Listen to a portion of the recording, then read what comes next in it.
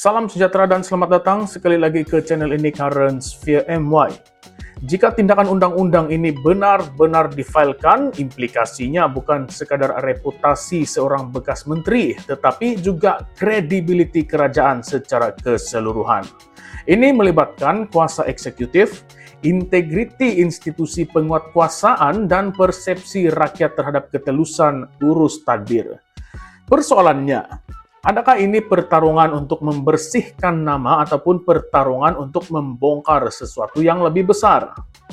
Datuk Seri Rafizi Ramli kini mengambil pendirian terbuka dan tegas. Beliau menyatakan kesediaan untuk menyaman kerajaan sekiranya siasatan berhubungan dengan perjanjian bernilai 1,1 bilion ringgit dengan sebuah syarikat semikonduktor terkemuka dunia tidak membawa ataupun tidak dibawa ke muka pengadilan. Kenyataan itu dibuat selepas beliau dikaitkan dengan siasatan oleh Suruhanjaya Pencegahan Rasuah Malaysia susulan laporan 3 pertubuhan bukan kerajaan Melayu berhubung dakwaan penyelewengan dalam pelaburan yang dimeterai pada Mac 2025. Isunya jelas. Kerajaan Malaysia bersetuju membayar 250 juta US dollar untuk mendapatkan akses kepada harta intelek berkaitan reka bentuk chip selama 10 tahun bagi manfaat syarikat tempatan. Nilainya besar, tempohnya panjang, dan kesannya terhadap industri teknologi negara bukan kecil. Dalam konteks ini, pengawasan awam memang wajar. Tetapi Rafizi mempertahankan dirinya dengan menyatakan tiada bukti penyalahgunaan kuasa atau keuntungan peribadi. Beliau juga memberi amaran bahawa jika pendakwaan diteruskan, semua pihak yang terlibat termasuklah menteri dan pegawai tertinggi kementerian boleh diheret ke mahkamah. Kenyataan ini bukan sekadar defensif. Ia membawa mesej bahawa keputusan tersebut bukan tindakan individu tetapi keputusan kolektif dalam kerangka pentadbiran.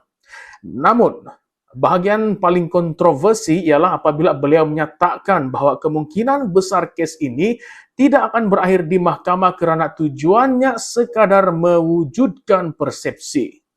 Di sinilah naratif berubah total. Daripada isu teknikal pelaburan kepada dakwaan pembunuhan karakter. Kita perlu berhenti seketika dan bertanya secara rasional. Jika benar tiada elemen salah guna kuasa, maka proses undang-undang seharusnya menjadi ruang terbaik untuk membersihkan nama.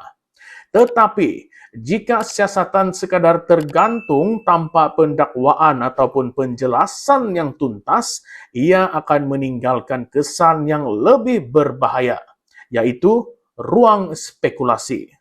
Dalam sistem demokrasi, siasatan bukan hukuman, tetapi persepsi boleh menjadi hukuman sosial yang lebih kejam daripada keputusan mahkamah. Dan Rafizi kini memilih untuk melawan bukan sahaja dakwaan tetapi juga persepsi. Dan dengan menyatakan hasrat untuk menyaman kerajaan atas alasan penyalahgunaan proses demi membunuh karakter. Beliau sebenarnya mencabar integriti keseluruhan mekanisme siasatan. Dan disinilah letaknya persoalan utama. Adakah ini benar-benar usaha menegakkan accountability terhadap perjanjian bernilai 1,1 bilion ringgit itu? Atau adakah ia pertembungan politik dalaman yang dibalut dengan bahasa undang-undang? Kerana dalam kes berprofil tinggi seperti ini, garis antara proses keadilan dan percaturan kuasa sering kali kabur. Kita juga tidak boleh menafikan bahawa pelaburan dalam sektor semikonduktor adalah strategi penting untuk masa depan ekonomi negara. Akses kepada harta intelek reka bentuk chip boleh membuka ruang kepada pemindahan teknologi dan pembangunan kapasiti tempatan. Namun, setiap perjanjian besar mestilah melalui penelitian yang ketat. Ketelusan bukan pilihan, tetapi kawan-kawan, seperti yang kita tahu, ketelusan itu adalah kewajiban. Dan Rafizi mendakwa tiada bukti menunjukkan beliau menyalahgunakan kuasa ataupun meraih keuntungan. Itu dakwaan yang serius dan mesti dinilai berdasarkan fakta dan bukan emosi. Dalam masa yang sama, Pihak berkuasa juga bertanggung jawab memastikan setiap siasatan dijalankan secara profesional, bebas daripada tekanan politik dan telus kepada rakyat. Apa yang kita saksikan sekarang bukan sekadar konflik peribadi, tetapi ia juga adalah ujian. Ujian kepada siapa? Ujian kepada sistem. Jika kes ini dibawa ke mahkamah, biarlah mahkamah yang menilai.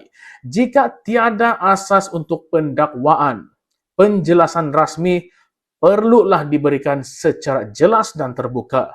Kerana ketidakpastian yang berpanjangan hanya akan menghakis kepercayaan awam. Dan akhirnya kawan-kawan, ini bukan soal siapa lebih berani atau siapa lebih lantang. Ini adalah soal prinsip. Dalam negara yang mendakwa menjunjung integriti, adakah kita benar-benar bersedia membenarkan proses undang-undang berjalan tanpa campur tangan dan tanpa manipulasi persepsi? Atau adakah kita masih terperangkap dalam budaya di mana tuduhan lebih berkuasa daripada kebenaran? Kawan-kawan, apa kata Anda?